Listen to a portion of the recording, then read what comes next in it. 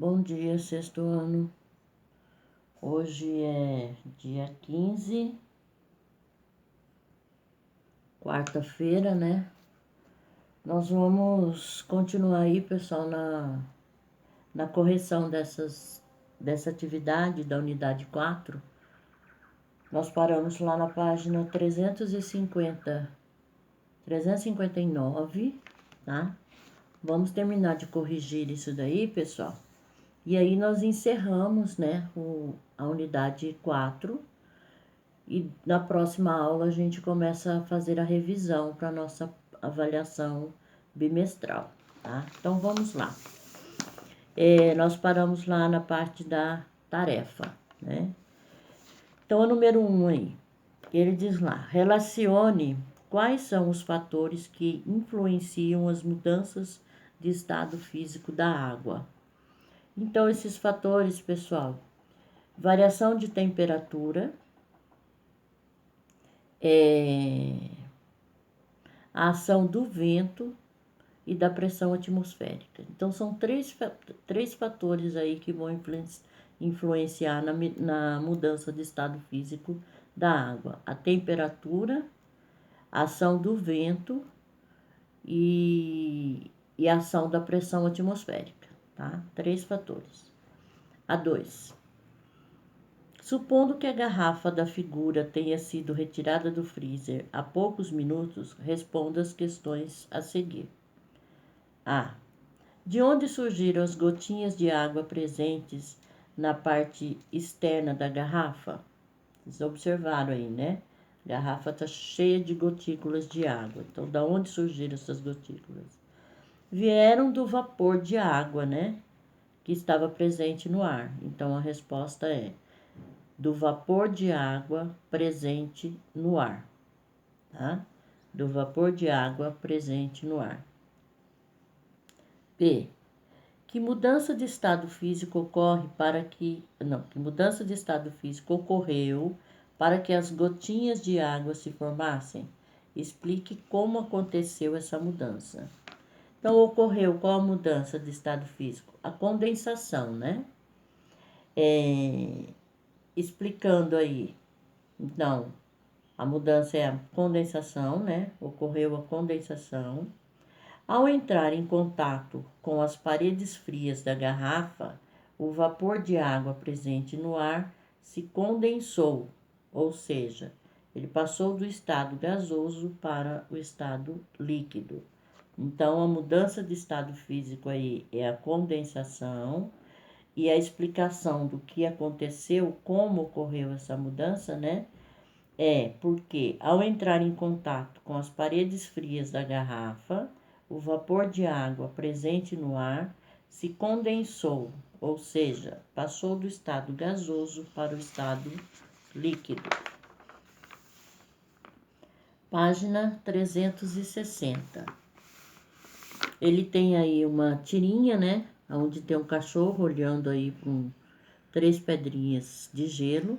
Aí essas pedrinhas de gelo derretem, já formou uma poça d'água, né? E na terceira ali, o cachorro está pensando lá, né? Falando, comprovado, a água muda de fase. Que aí você já tem a água evaporando, né? Aí ele diz: identifique as mudanças de estados físicos que aconteceram com a água na tirinha e explique cada uma delas. Então, a primeira foi a fusão, porque o gelo estava no estado sólido ali, ele derreteu, né? Então, do sólido passou para líquido. Então, ocorreu a fusão quando o gelo derreteu, né? Vaporização, quando a água da poça de água evaporou. E condensação, quando o vapor de água se transformou em pequenas gotas de água. Ou seja, foi lá para as nuvens, né? Então, houve essas 3 mudanças aí. A fusão, quando o gelo derreteu. A vaporização, quando a água da poça evaporou. E a condensação, que foi quando o vapor de água se transformou em pequenas gotas de água, né? Ou seja, foi lá para as nuvens. tá? Aí ele tem um resumo aí do que nós vimos nessa unidade, né? Então, nós vimos as mudanças de estado físico da água. Fusão, passagem do estado sólido para o líquido. Solidificação, passagem do líquido para o sólido. Ciclo da água, que nós vimos também, né? Na natureza, a água passa de um estado físico para outro, formando o ciclo hidrológico. Condensação, passagem do estado gasoso para o estado líquido. Vaporização, passagem do estado líquido para o estado gasoso. Orvalho e geada, quando a temperatura fica muito baixa, o orvalho congela, formando a geada. E aí, depois desse resumo aí do que nós vimos, né? Ele coloca algumas frases, né? Tem aí algumas frases para a gente colocar se é verdadeira ou falsa. Ele diz lá, assinale com V as afirmativas verdadeiras e F as falsas. A primeira aí, pessoal. A água começa a solidificar e o gelo começa a derreter a 0 graus. Verdadeiro, né? Lembra que eu falei para vocês, quando vocês colocam a água lá no congelador, na forminha, quando ela atinge 0 graus, formou o gelo, né? E quando você tira, que você coloca numa superfície lá no ambiente, em cima de uma pia, sei lá onde, ela está a 0 graus também, né? Porque ainda está sólido. Aí começa a derreter, então ela começa a derreter também a 0 graus. Então, a frase 1 aí é verdadeira. A 2. A passagem de água do estado gasoso para o estado líquido recebe o nome de fusão. Errado, né, pessoal? Essa daí é falsa, porque aí seria a passagem do estado sólido para o líquido, que é fusão, né? Do sólido para o líquido, que é fusão. Então, essa 2 aí é falso. A outra. A água entra em ebulição a 100 graus ao nível do mar. Exatamente, nós falamos sobre isso várias vezes, né? Falei que vocês têm que ter em mente qual que é o ponto de ebulição da água, que é 100 graus ao nível do mar. Lembrando que pode variar em alguns graus, né? Dependendo da altitude. Então, é verdadeira. A próxima. A calefação é uma forma de evaporação lenta. Falso, né, pessoal?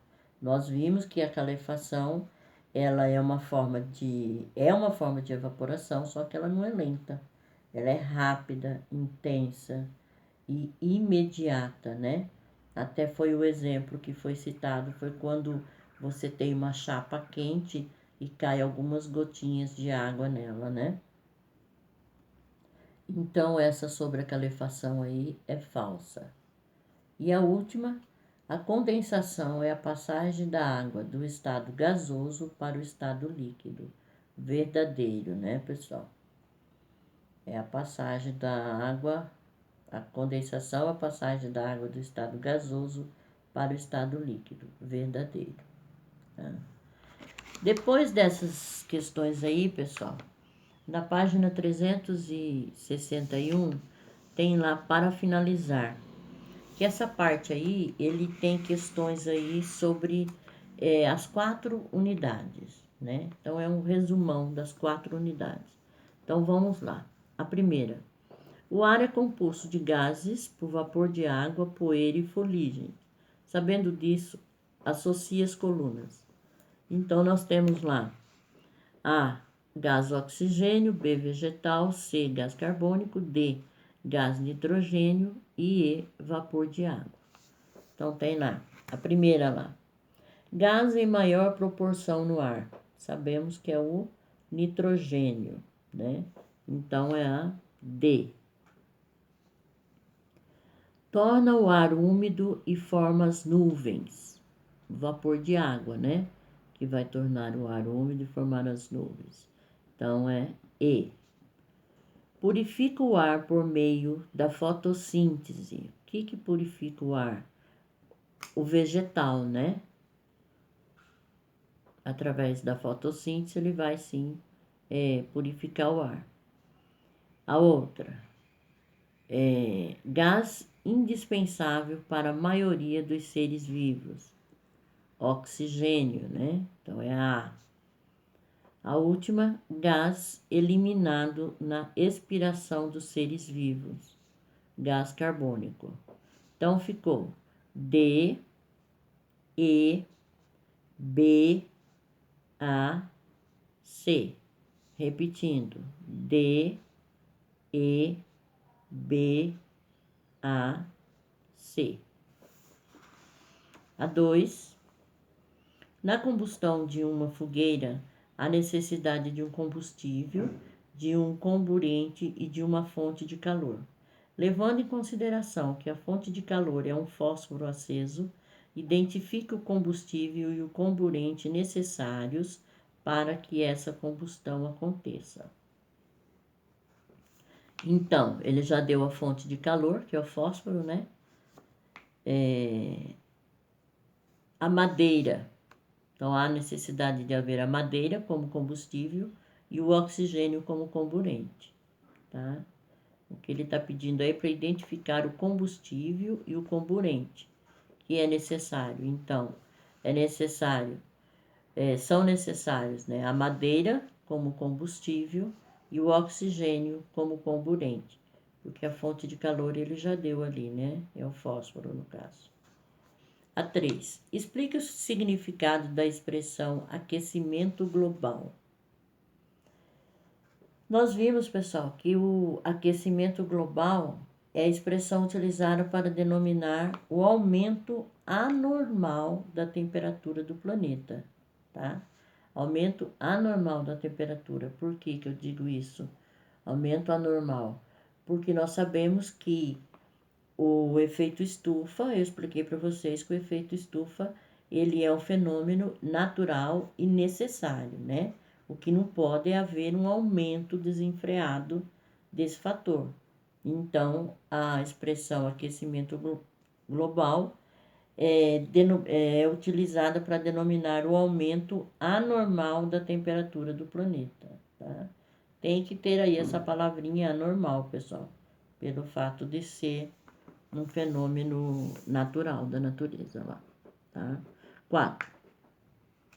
Na natureza, dependendo da temperatura, da ação do vento e da pressão, a água pode apresentar estados físicos distintos. Sabendo disso, relacione as colunas. Então, nós temos água no estado líquido, sólido e gasoso. Primeiro lá, ar atmosférico. Ar atmosférico está no estado gasoso, né, pessoal? Que a gente não consegue ver, né? Tá ali, é gás, né? A gente sente o ar porque nós respiramos, mas ver nós não conseguimos. Então, está no estado gasoso, tá? O ar atmosférico. Então, alternativa C. Rios, lagos e mares, claro, estado líquido, né? Então, é o A. E geleiras é o B, né? Geleiras está no estado sólido, né? O gelo é sólido. Então fica C, A e B. Repetindo, C, A e B. 5. Se um meteorito entrar na atmosfera terrestre, ele terá mais probabilidade de cair em terra ou na água. Explique sua resposta. Vai ter mais possibilidade de cair na água, né, pessoal? Por quê? Né? Tá pedindo para explicar. Então, há maior possibilidade de cair na água, porque na superfície do nosso planeta há mais água do que terra, né? Então, se há mais água do que terra, há maior possibilidade de cair na água. 6. Diante do que você estudou sobre a água, podemos afirmar que ela é um elemento muito importante para o planeta e para os seres humanos. Podemos ainda dizer que a água encanta e preocupa as pessoas. Assim, converse com seus amigos sobre as perguntas a seguir e depois elabore uma lista de possibilidades sobre elas. Isso daí já é uma resposta pessoal, né, pessoal? Mas tá lá. O que encanta você a respeito da água? Então, isso é pessoal. Para mim, vamos supor para mim, o que me encanta? As ondas do mar. Eu acho lindas as ondas do mar, então me encanta as ondas do mar. As cachoeiras também me encantam. A chuva. Então, isso daí é uma resposta pessoal. Depende de cada um aí, o que vocês acham mais bonito em relação à água, né? Tem gente que acha lindo a chuva, outros a cachoeira. Tipo eu, no caso, eu acho muito bonito a cachoeira, é, as ondas do mar, a chuva também. Então, de repente, vocês podem achar muito bonito um rio que vocês conhecem. Isso daí é bem pessoal, né? Cada um tem a sua opinião aí a respeito disso. O que encanta? O que você acha mais bonito em relação à água? A B também é uma resposta pessoal. A B está lá na página 362. Também é uma resposta pessoal, né? Tá lá. O que preocupa você a respeito da água? Né? Para algumas pessoas, não preocupa em nada, né, pessoal? Temos que citar isso também, né? Para mim, o que me preocupa em relação à água é a escassez, ou seja, a falta de água, né? A poluição e o desperdício, tá? São três coisas aí que para mim preocupa muito. A escassez de água, né? Significa o quê? Chegar uma hora que a gente não tem mais água disponível, tá? É a poluição, né? É o fato das pessoas jogarem muito lixo na água, né? Então a poluição da água me preocupa também. E o desperdício, né? A gente vê principalmente nas cidades pequenas, nas cidades maiores a gente quase não vê isso, mas nas cidades pequenas a gente vê um desperdício enorme de água, né? As pessoas lavam calçada quase que todos os dias, lavam carro, né? Deixa lá a mangueira, vai molhar as plantas, deixa a mangueira ligada lá pro vaso por alguns minutos. Então esse desperdício de água me preocupa também, porque isso pode fazer com que a gente venha a ter que fazer racionamento da água, né? Como já acontece em várias metrópoles, né? Já existe o racionamento de água, ou seja, cada dia da semana é um bairro da cidade que recebe água. Então isso me preocupa. Isso daí vocês vão colocar aí o que preocupa vocês, ou se não preocupa também, coloca não, nada me preocupa, né? Então depende aí de cada um. A 7. Para que a combustão aconteça, há necessidade de um combustível e de um comburente. Relacione as colunas indicando corretamente os termos correspondentes. Então, nós temos A combustível e B comburente. Gasolina. A gasolina é o combustível, né, pessoal?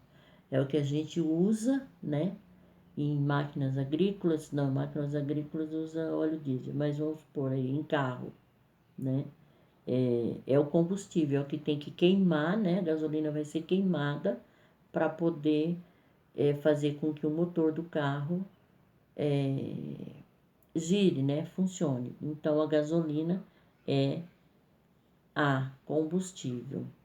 O oxigênio já é o comburente, né? É o que tem necessidade, né? Para poder haver a combustão. Se não houver oxigênio, não tem a combustão, não existe a queima. Então, o oxigênio é B. O oxigênio é comburente.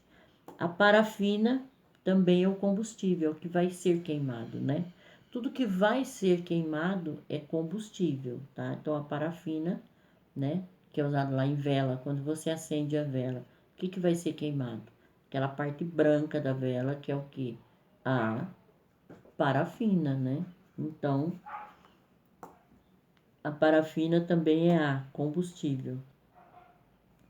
Carvão mineral. Carvão mineral também é combustível, né? Quando você vai fazer um churrasco, você está queimando ali o carvão, portanto, o carvão também é o combustível. Sempre lembrando que o combustível é o que vai ser consumido, tá? Tipo a madeira, um pedaço de papel, o carvão, como ele disse aí no caso, a gasolina, é o que é consumido, isso é o combustível. O comburente é o que vai provocar a combustão, que no caso aí o oxigênio. 8. Se uma planta for mantida em um quarto escuro, ou seja, na ausência de luz, qual dos gases componentes do ar aumentaria em quantidade? Nitrogênio, argônio, gás carbônico e oxigênio. Com certeza é o gás carbônico, né, pessoal? O gás carbônico é que vai aumentar aí nesse caso. 9. O cheiro de um bolo assando no forno do fogão na cozinha se espalha pelo ar e pode ser percebido em outros cômodos da casa. Porém, se portas e janelas da casa estiverem abertas, depois de determinado tempo, o cheiro do bolo desaparece. Qual é a propriedade do ar verificada nesse caso? Justifique sua resposta. Nós vimos lá, né, várias propriedades do ar, né, pessoal? Então, essa propriedade aí, ou seja, o cheiro vai se espalhar, né, pela casa toda. Então, é o quê? A propriedade do ar aí em questão é a expansibilidade. Expansibilidade. Aí ele coloca lá, justifique sua resposta. Então, justificando as partículas, né? As partículas liberadas pelo bolo assando se espalham pelo ar, que se expande e ocupa todo o espaço que está disponível na casa. Tá? Então, a justificativa, a propriedade do ar é a expansibilidade e a justificativa é porque as partículas liberadas pelo bolo assando se espalham pelo ar, que se expande e ocupa todo o espaço disponível da casa. Tá? 10. Leia o texto. Durante o seu ciclo na natureza, a água que se encontra no estado líquido se transforma em vapor e, ao alcançar superfícies frias da atmosfera, volta para sua forma líquida, formando as nuvens. As nuvens liberam as gotículas de água na forma de chuva. Aí ele faz duas perguntas aí. A. Quantas e quais as mudanças de estado físico da água são mencionadas no texto? Duas, né, pessoal? A evaporação e a condensação, porque ele está falando aí que a água no estado líquido na natureza ela vai evaporar, então está falando lá evaporação, e a segunda é o quê? A condensação, né? Porque ela se condensa lá formando as nuvens. Então, quais são os estados físicos? Evaporação e condensação. A B. Escreva as mudanças de estado físico mencionadas no texto. Então, foi mencionado aí a evaporação, que é a passagem da água do estado líquido para o estado gasoso, e a condensação, que é a passagem da água do estado gasoso para o estado líquido, né? Então, são duas mudanças aí, a evaporação e a condensação, só que aí ficaria a mesma coisa da A, né? Evaporação e condensação, é aqui para você descrever, então você tem que explicar isso daí. Então, você vai colocar lá, evaporação, a passagem da água do estado líquido para o estado gasoso, e condensação, que é a passagem da água do estado gasoso para o estado líquido. Tá? Então, com isso aí, pessoal, nós encerramos a unidade 4, né? Chegamos,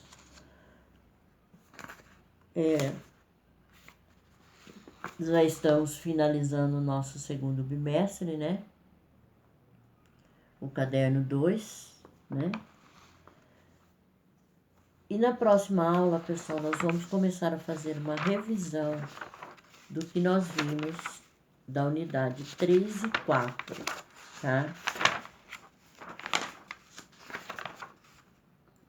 Não foi marcada ainda a nossa prova, mas deve ser marcada nessa próxima semana, tá? E para a prova bimestral, nós vamos ter a unidade 3 e a unidade 4, tá? Então, nós vamos fazer uma revisão dessas duas unidades, 3 e 4. A hora que terminarmos a revisão, eu vou deixar a nossa última aula antes da prova, para eu poder ir grifando com vocês as partes mais importantes, tá? E aí, pessoal, como eu vou estar fazendo a revisão nessas próximas aulas agora, eu gostaria que vocês, se tiver dúvida, né, assistam realmente, né, essas videoaulas da revisão, porque é importante. Eu sei que tem gente que não assistiu algumas aulas, então eu quero pedir para vocês, pessoal aí que não assistiu, né, perdeu algumas aulas, façam o possível, pessoal, para vocês assistirem as videoaulas de revisão, porque vocês sabem que o que eu faço, o que eu falo na revisão é o que eu peço na avaliação. Então, tá? A próxima aula aí, todos com a apostila nas mãos, para a gente poder começar a nossa revisão, tá bom? Por hoje é só, pessoal. Beijo a todos.